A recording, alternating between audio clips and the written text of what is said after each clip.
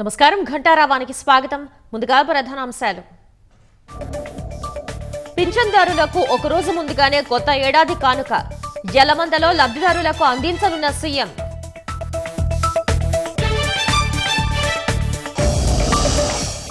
కూటమి ప్రభుత్వంలోనూ షిరిడీ సాయి సంస్థకు భారీ లబ్ధి, రిపీట్ ఆర్డర్లతో దోచిపెడుతున్న ఉన్నతాధికారి.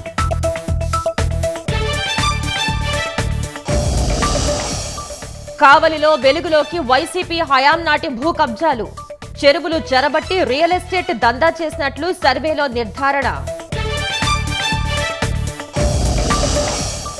రాష్ట్రాన్ని గజగజ వణికిస్తున్న చలి, దట్టమైన పొగమంచుతో వాహనదారుల ఇబ్బందులు.